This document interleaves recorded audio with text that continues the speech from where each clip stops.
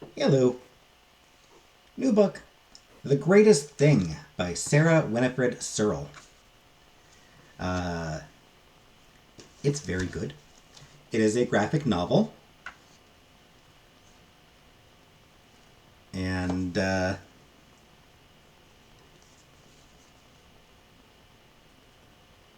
it's really good. Semi autobiographical.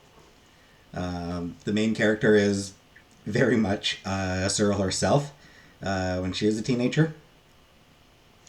Um, in this case, the protagonist's name is different, but only slightly. Winifred Rose Cunningham is the name she gave to the protagonist, the main character. So, just gave her middle name to the main character, and yeah, very very very much inspired by her own experiences as a teenager.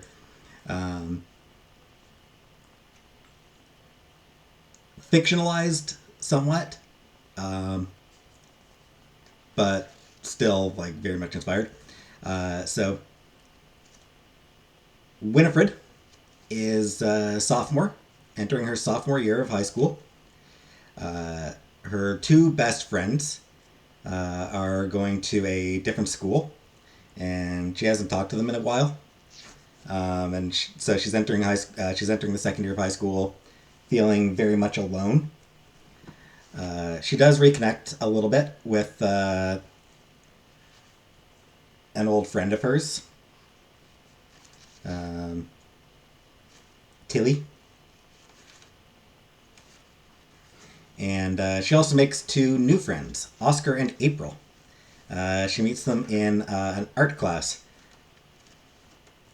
specifically photography.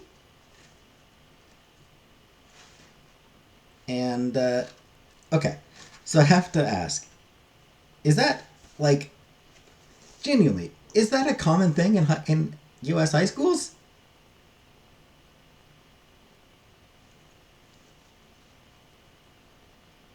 Yeah, it's Photo 101. Is that? I've seen so many U.S. based stories and games now that where characters are in art classes, and I'm like, is that actually a thing in U.S. schools? My high school, like I'm Canadian. I don't know if just my high school just sucked, but my high school didn't have a photography class. Had like a regular art class, but I'm getting very much off topic. Um, Winifred wants to make comics. She wants to be a cartoonist.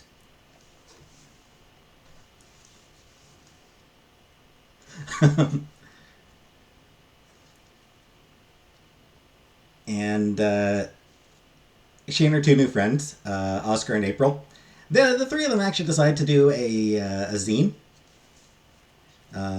Oscar writes really good poetry, and April knows how to make zines. Um, so she's the publisher. So yeah, Oscar writes, uh, Winifred draws, and and April publishes. And we do actually see they actually do show the zines in here.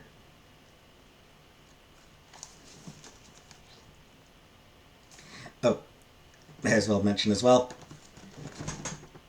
There is a 3-page spread, 3 pages, on how to make a zine.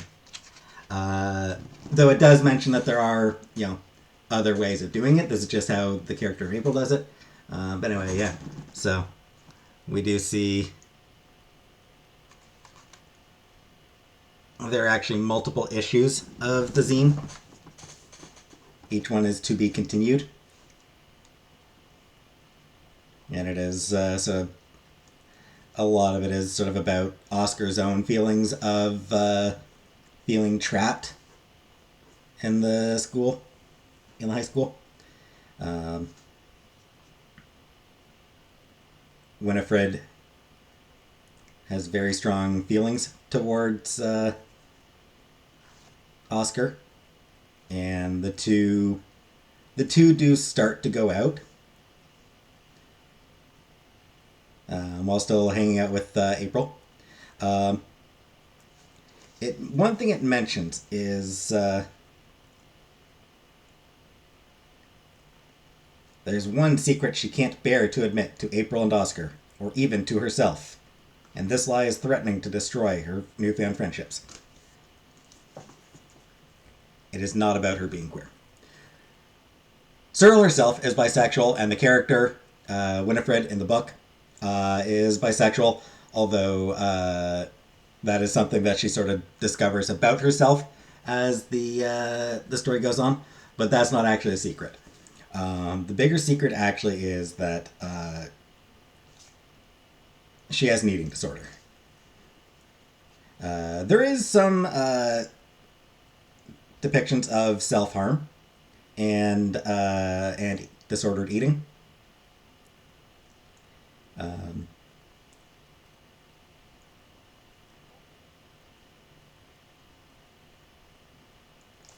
she has very she really has a bad self image because she is on the chubby side. Um, yeah, she is a bit of a bigger girl, and that gives her really bad self image issues. Um,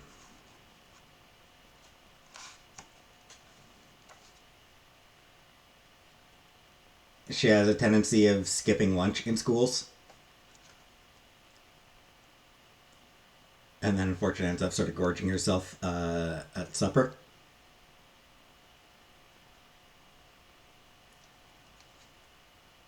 Um,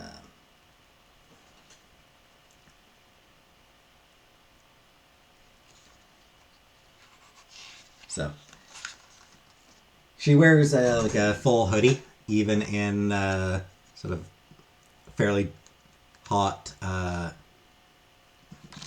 dark room for the for developing photographs. Her friends actually suggest she cut the sleeves off of her vest, and it does look good. It does look good. Even her mom says so.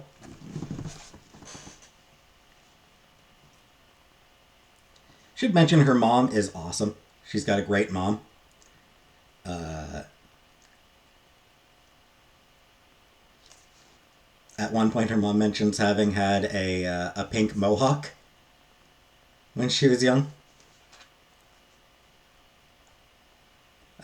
She worked as a bouncer at one point. So yeah, her mom's awesome and very supportive.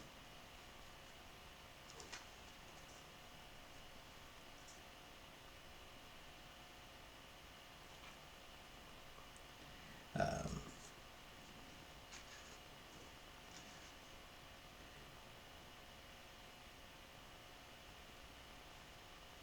the friendship between the three is really nice. They've got a really good sleepover scene,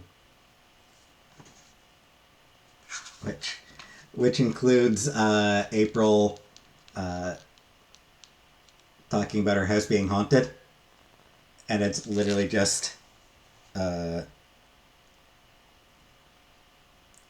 just taken from stolen from Dickens, which is great.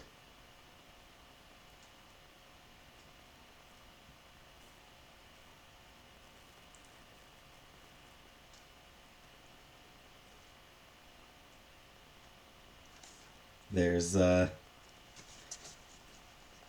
Winifred's story of her first boyfriend is hilarious.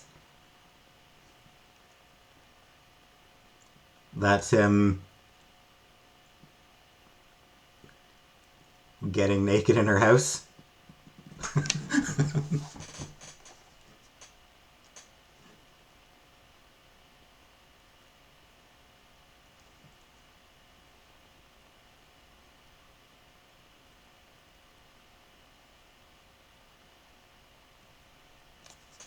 Also, at one point, Oscar is dared to moon the moon. So this is Oscar mooning the moon because he was feeling lazy. He didn't feel like moving. So there's a lot of funny stuff.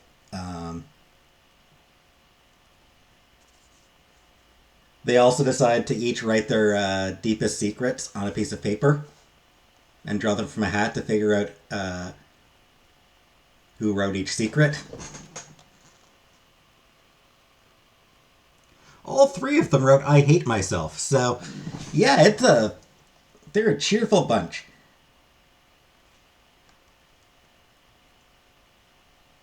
It does bring them closer together.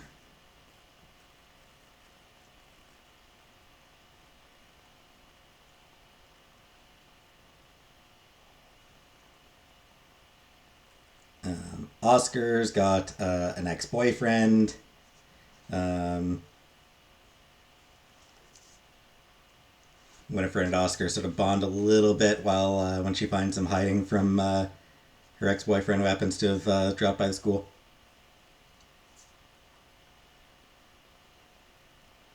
Back to the bit about the eating disorder. One thing with with Winifred, she has lactose intolerance. Dairy gives her the runs, which, hey, I know what that's like. That's why I stopped eating it. At one point, April, who doesn't know about the lactose intolerance, uh, buys her some ice cream, and she eats it and later feels like garbage because she doesn't feel like she deserves to feel good. Um, Specific line: I feared this was what I deserved for indulging myself like that. A dark feeling inside me told me that if I was going to act gross and fat, might as well eat something that would punish me later. The sickness left me heavy with an exhaustion that I could feel from the tips of my toes to the split ends of my head, and for once I could sleep. Because she does also have insomnia. And she starts doing that as a routine. She eats some ice cream, it makes her feel like shit, and then she doesn't eat later.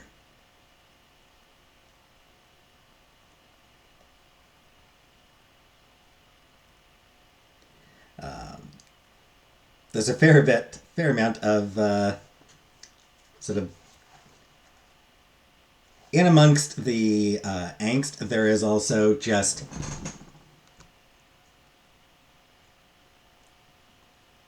standard high school moments.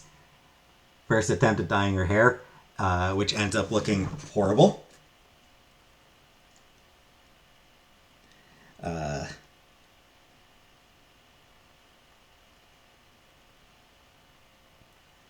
Her mother finds it hilarious, um, but does take her to a store to get some better hair dye and helps her to dye her hair, helps her to dye her hair a better color. Um, and that's where we find out about her mom having had a pink mohawk.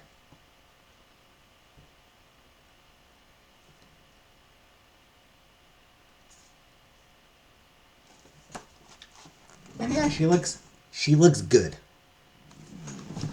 Anyway, I am kind of rambling a little bit.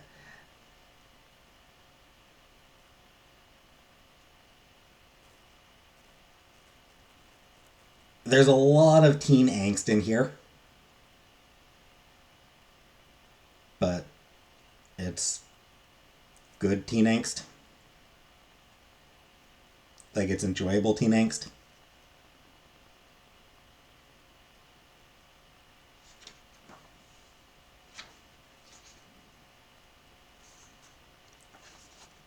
Dressing up fancy for a nice dress or nice dance. I mean, dressing fancy for a nice dress or a nice dance.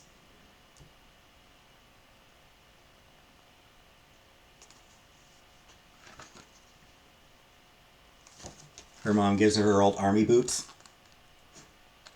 to go along with the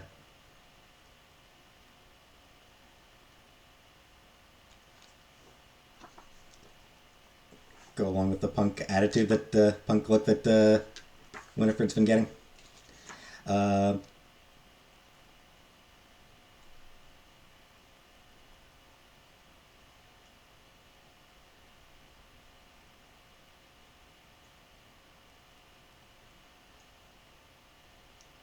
and of course, there's realizations of being attracted to Tilly, who had previously made a comment online about going out before doing the haha, just kidding.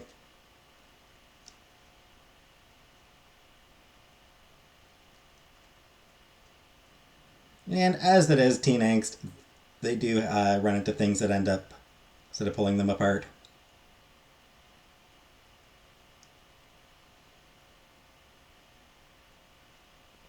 Anyway, honestly, it's just really good. It's because of the fact that it is semi-autobiographical, that means that it is authentic, and that feeling of authenticity matters.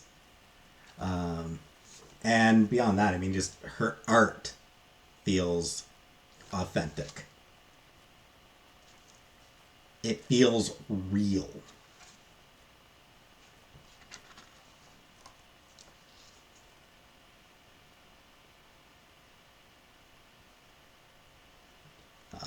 It's gorgeous art. I love her art style. Funnily enough, I first discovered her art style, funnily enough, through her smut. Um, there are a few comic anthologies that I backed on Kickstarter that were like, erotic comics, smutty comics, whatever you want to call them. And she'd done, things for a few of those anthologies. So that's where I first discovered her art. And I really liked it. And I really liked her writing in those as well.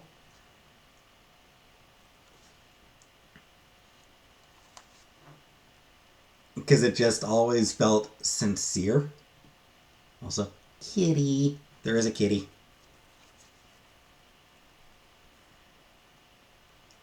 The emotions in the art ring true.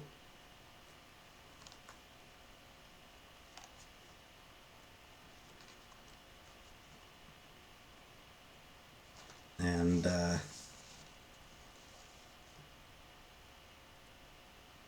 that is key, is that sincerity and authenticity that she brings to it.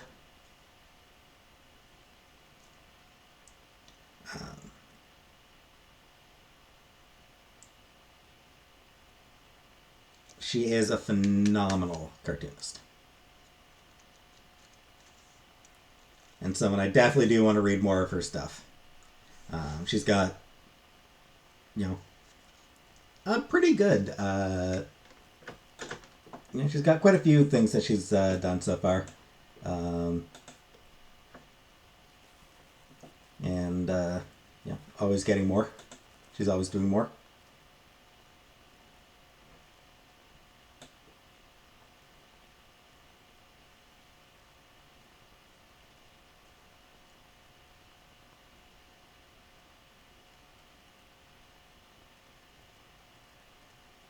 So yeah, definitely someone that I really want to read more of her work. Because she is just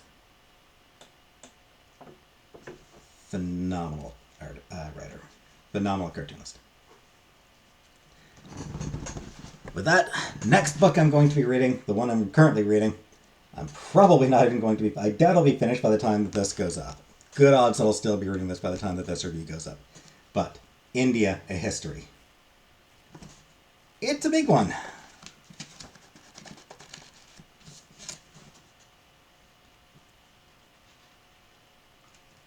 Yeah, over 600 pages. Or a little over 600 pages. So it is a sizable book. So that'll take me a while. Probably won't even be finished before before this review goes up. But regardless,